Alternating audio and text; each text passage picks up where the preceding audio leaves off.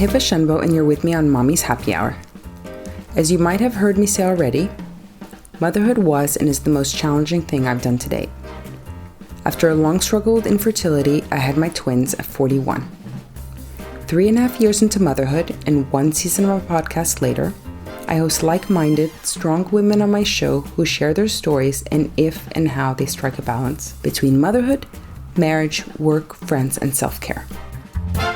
I have no experience other than the fact that I'm struggling to keep my sanity through all the chaos. We set the bar so high these days and we're all trying to be perfect. Fuck perfect. As Brené Brown puts it, imperfections are not inadequacies. They're reminders that we're all in this together. Georgina Fuller is my guest today. She's a writer, author for The Telegraph, The Guardian, and Grazia UK. And I find her articles refreshingly honest. I loved her article entitled "Homework was ruining our family weekends, so I told my kids not to do it." Brilliant. I'm holding on to that piece of advice for when they get older. But it was mainly her one piece on attachment parenting, have modern parents sacrificed too much of themselves by prioritizing their children, that really struck a chord with me.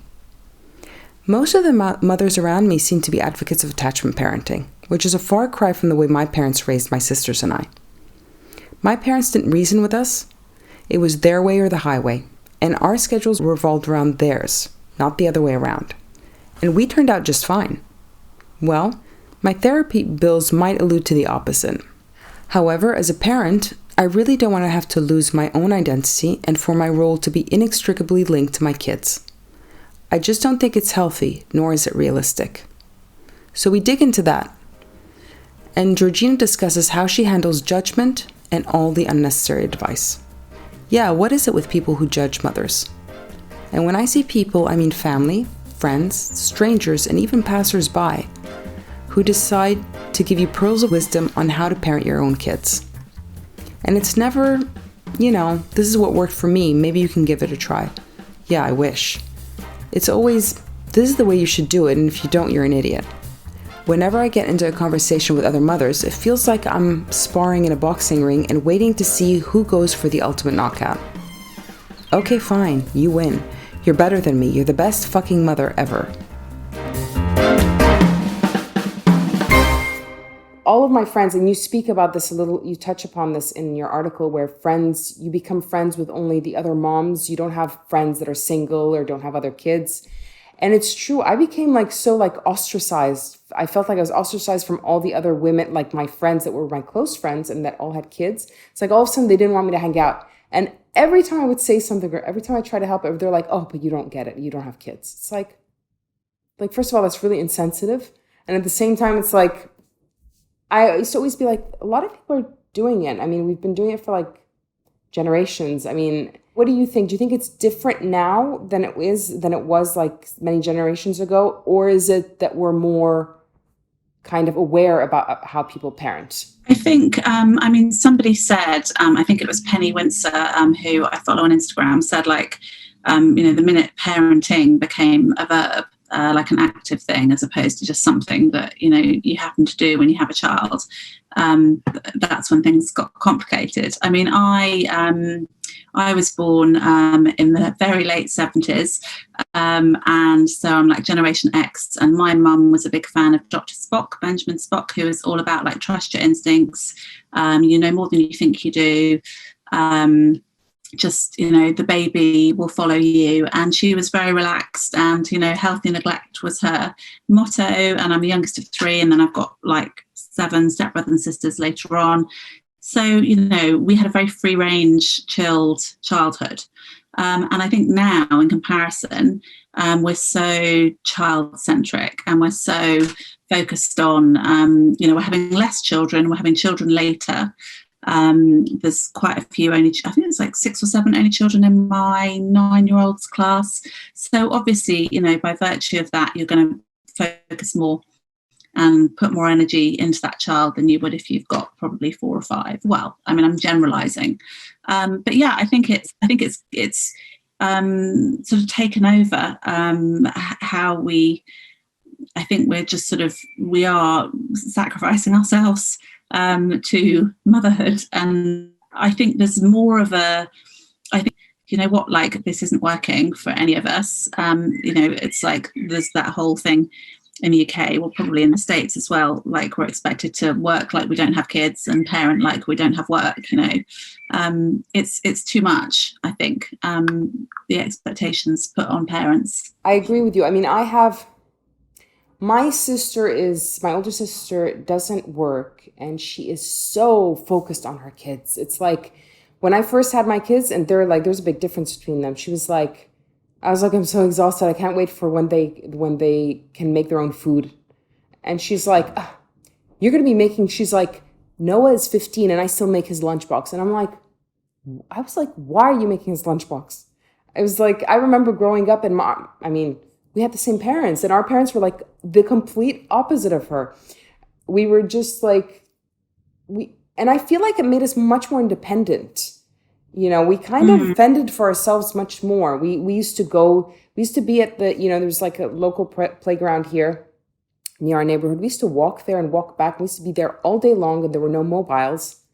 And we were there for like hours, and we'd be back home by 8 p.m. And I think also, I guess the fact that we're connected all the time does create this anxiety. It's like, I don't know, it just seems so different now. Tracking teenagers on mobile phones and things, and then like a nursery, you can log on and see what your baby's doing. So yeah, it's a very similar dynamic with my sister and I, actually, and she's got the one, and she had her at 40, and yeah, she's not going to have any more, and she's not working. But anyway, I probably shouldn't bring that into it. But and we had exactly the same parenting. You know, we're obviously the result of the same childhood, but our attitudes. But she's quite anxious anyway, so she would be a helicopter parent.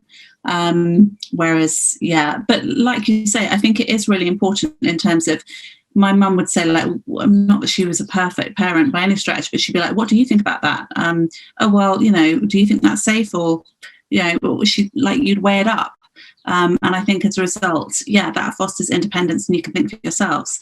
And the results now, and I mean, there has been loads of studies into this, say that, you know, children can't think for themselves because they don't trust themselves, because they're always having decisions made for them. So, you know, that is going to be detrimental, basically, to a generation. And, you know, people have gone on about snowflakes and things, but this is, you know, even more extreme, I would say. It's true. I mean, I don't know, because a lot of times people tell me, like, no, but kids now are so much more independent and so much more, they're really different from they're the way we were. Online, or they're on social media. It's like a different type of independence, isn't it? Yeah. So it's very odd, because I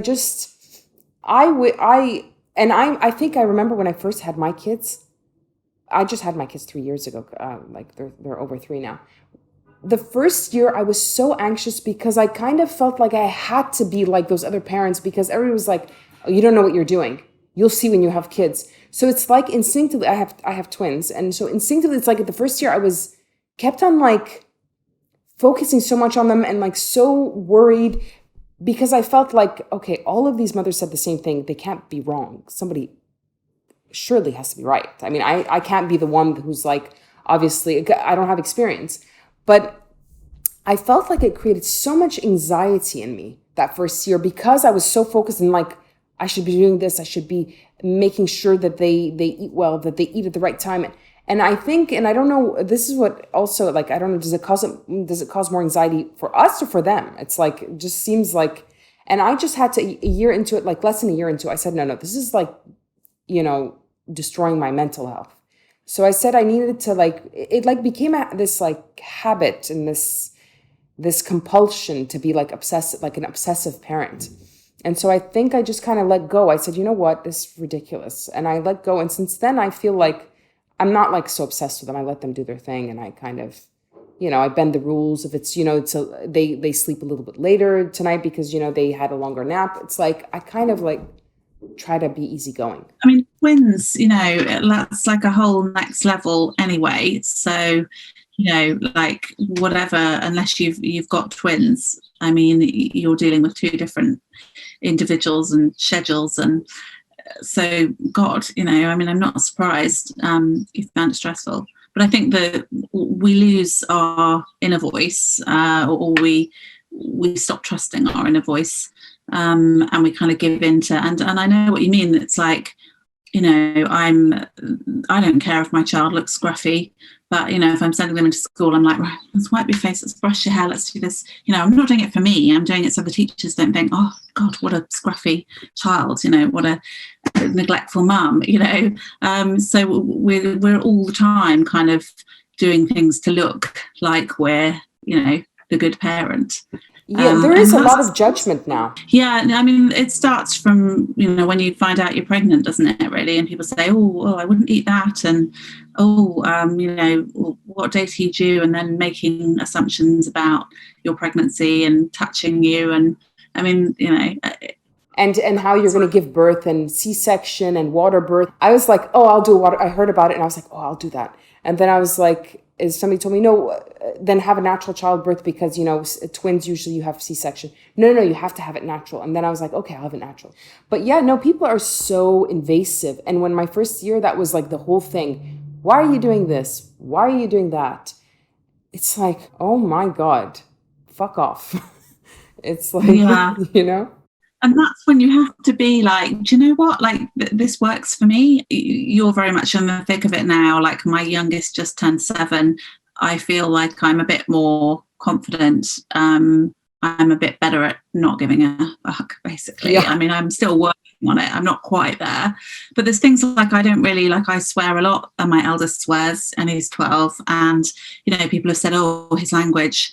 And I'm like, yeah, you know, and I'm like, obviously doesn't swear at school, doesn't swear on the school bus or whatever. But, you know, it's like, do you know what? Like, to me personally, that doesn't really bother me. Like, if he's not being, you know, as long as he's not being really unkind or horrible, which, you know, he can get worked up.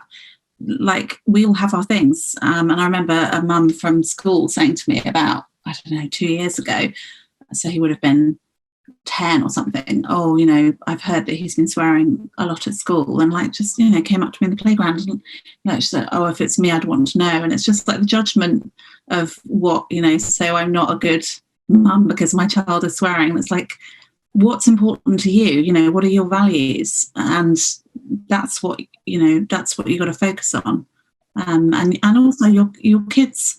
You know, I mean, I've got 3 very unique, different people. Like, they are who they are from a very early age. So all you can do is kind of give them a few pointers and steer them.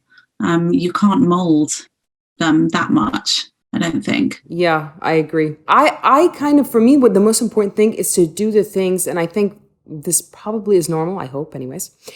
I try to not do the things that used to bother me as a child that my parents did to me. It's like kind of, that's the only thing that I try to focus on. Like, I remember feeling very neglected when I was younger. So like, anytime like there was something going on, it's like I would tell my parents like, oh, okay, yeah, that's cool, that's good. So I felt like, so I try to give them more attention.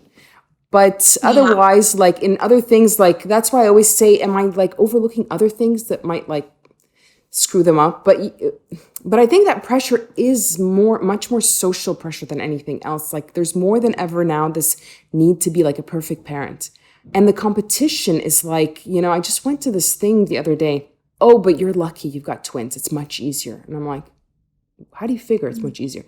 Like, and then I was like, at the same, I was like, oh, I'm going home. I'm really tired. I was exhausted. The kids were running around all over the place. I was like, I'm exhausted. I have to go home.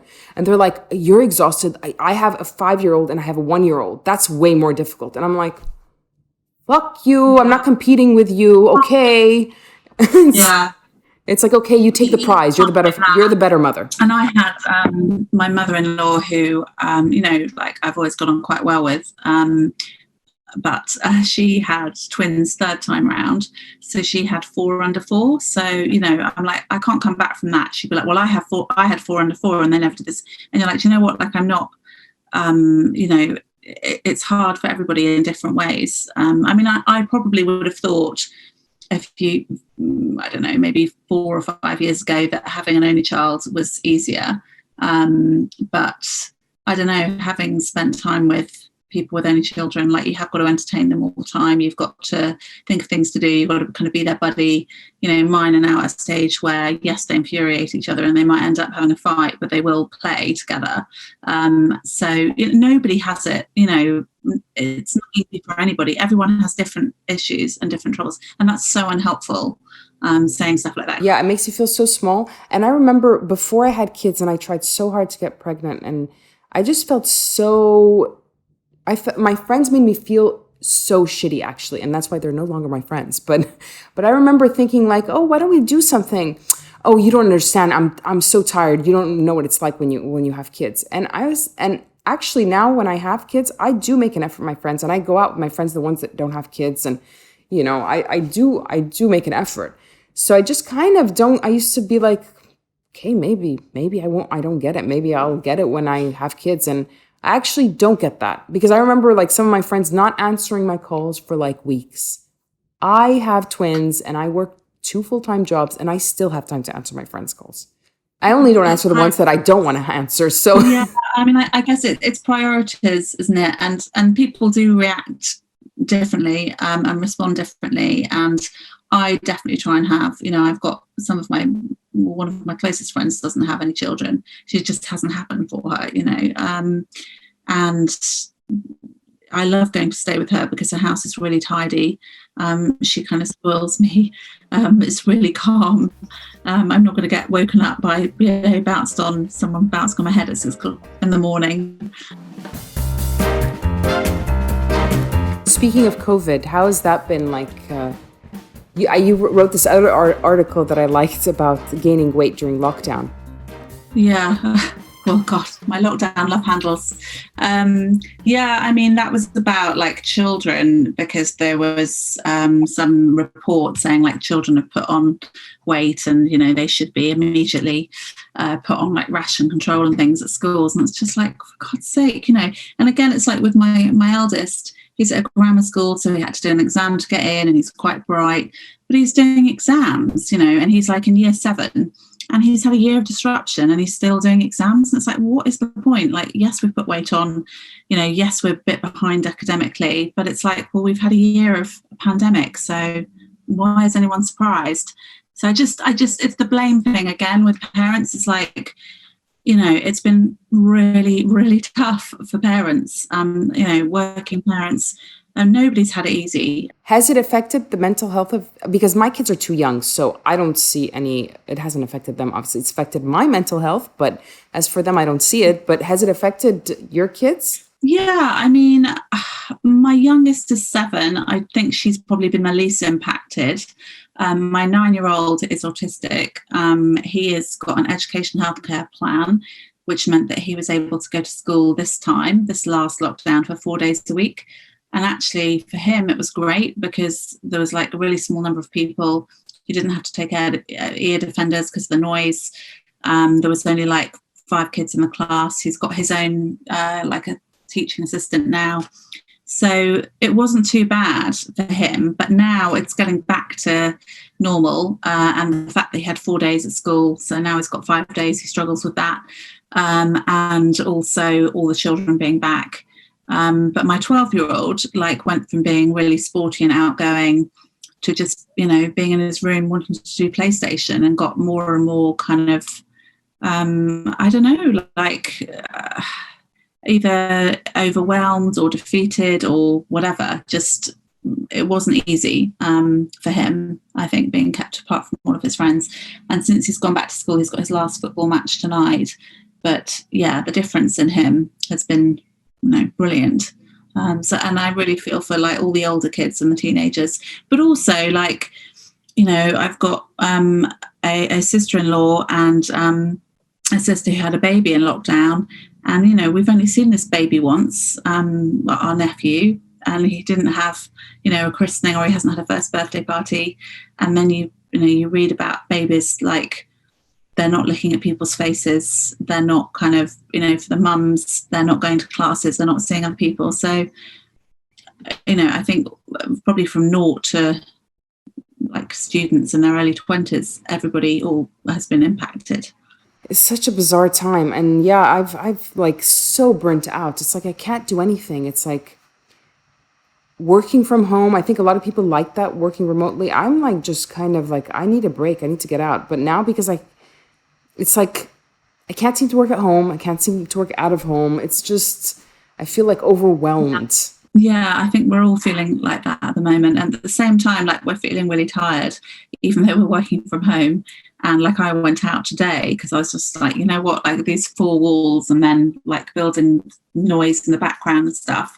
But yeah, I mean, I've written another feature, which I don't know when it's going to come out, hopefully a couple of weeks, but it's how to learn to live again after languishing. You know, there was an article in the New York Times saying like we're all languishing, and I think everyone's feeling that. We're all just feeling this like, you know, like okay, we can go to the pub, we can go to the shop, we can see our friends, but everyone's just feeling a bit flat and a bit drained, and you know, it's just I don't know. I think we will look back and think, you know what, we've had such a lot to contend with, and you know, this is going to take a long time to get, you know, back to where we were. We might never. The only thing for me is like I remember before I had kids, I was like, I'm going to be so excited when I have kids. I'm going to homeschool them. I'm not going to send them to school. Now I'm thinking, what the fuck was I thinking? I was like, go to school. It's like, oh my God. I don't understand. I wonder if those people that homeschool, has it been any different for them? Yeah, I mean, there's a whole new kind of community. I've actually just written another article about that. There was a mum who her son's the same age as my middle one and also on the spectrum, and she's a GP, and she's gone down to 2 days a week, and then she homeschools for 3 days, and then her husband does 2 days. And, you know, I take my hat off to her, but she said because it was like becoming so stressful for her son, it was easier, and because he learns differently. But she's tapped into all the kind of homeschooling networks and things that they have in her area. And she said, you know, I didn't really think about it. I just didn't think about it before. And now it's made that an option, and it wouldn't have been an option. So, yeah, I mean, God, for me, if I just, you know, I've got PTSD from doing it. I never want to do it again. So no, you know, that's another thing about this generation. I noticed they're always doing homework, and the parents are always helping them do their homework and always doing it for them. And I'm kind of like, my parents never helped me. Yeah, I know. Yeah, I mean, it's I think we're probably about the same age, and yeah, I mean, there's certainly like going back to what you're saying about. I think there's things that I've chosen to do differently for my kids. Like my mum wasn't big on routine at all, and it was very like every day is different. And I was quite big on routine with them, because I always remember thinking like, I don't know when my mum's coming to pick me up or what I'm doing today, because she was always late, and I'd go back to different people's houses and whatever. And I think, oh no, you know, especially having an autistic one, he has to know what he's doing, and I have to be really organised. So there's things that you choose to do differently. But yeah, homework, nobody ever helped me at all. You know, we didn't have it. And I think we should just, you know, make a stand, because if the kids are meant to be doing it and then the parents end up doing it, it's Alien Day at for the 7-year-old today, and like I've just bought her a goggly thing, and that's it. And she's chosen an outfit, and then like one of the dads from school, who's pretty much a stay-at-home dad, like posted this amazing costume with like all these arms, and you know, I was like, great, good for you. That's mine. You know, like I have to kind of just say, do you know what? Like I've got 2 deadlines. I'm busy. I've got 2 other children. That's it. That'll do. You know, and then just leave it. But that's to myself, you know, like I just have to say that to myself, like just, you know, God's sake. I have to vent to my husband, like for hours when he gets back from work, for like a whole hour. Like if there's something bothering me like that, I'm like, yeah, but she did this, but I don't care. And my husband's like, who cares? So I have to like vent about it. Otherwise, like you, it like makes me, because it kind of, I always feel like, am I being a little too lax or like negligent as a parent? Because like, yes, like you said, it's like I just recently got on Facebook a couple of weeks ago, and before that my kids have been in daycare for like maybe a couple of years now, and I've never seen any pictures of them at daycare. So once I got on Facebook, I saw these pictures because I'm on the group with And I was like, oh my God, I'm such an awful parent. I never even seen these pictures. I don't know what they do. And all these kids look so like well groomed. I'm like, what happened that day? They were supposed to be dressed up as something. And I was like, I had no idea. You know what? They don't know, do they? They don't know. Like, they're not coming home saying, Mummy, I wanted to be, for goodness sake, like, don't beat yourself up, you know? I mean, why do we do it to ourselves? It is a lot of pressure. And here in Egypt too, it's quite a bit of pressure, I find. You know, I'm always getting tips, like, and I don't even ask for them. And they're like, oh, but you know what you should do? I'm like, I didn't even think about that. I didn't even ask for the advice. I'm actually quite comfortable doing what I'm doing. So, but yeah.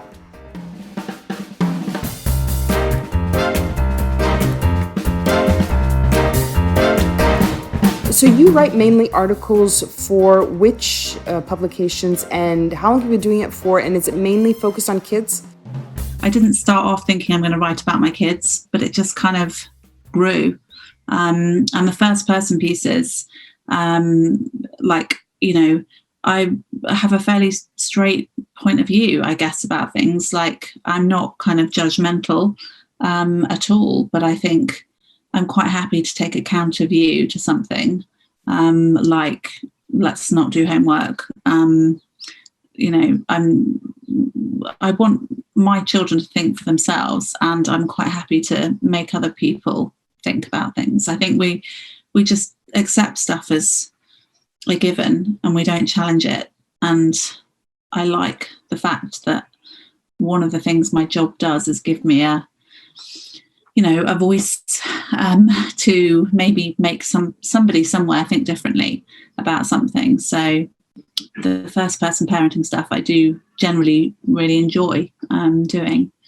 But yeah, I mean, as my kids get older, they'll get less keen for me to do it. But I write like under my maiden name, so like nothing comes up in my married name, you know. Like, I always think if I did a Google search, I wouldn't want all this stuff to come up, you know, on the children.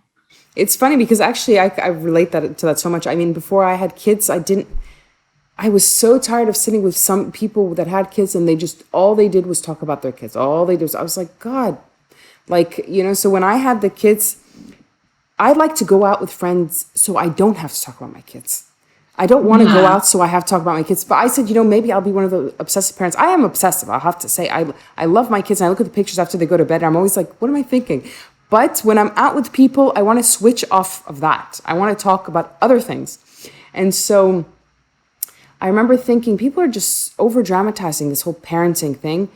And when I had my kids, I felt so kind of like isolated in that first year and so depressed that I said, no, I have to write about this. Is like all this stuff that was happening through the first year. I kind of used that as like a stepping stone to kind of come up with something funny about, like, you know, like funny stories about motherhood. Funnily enough, I talk about it all the time on my podcast about being a mother and, you know, kids and all of that.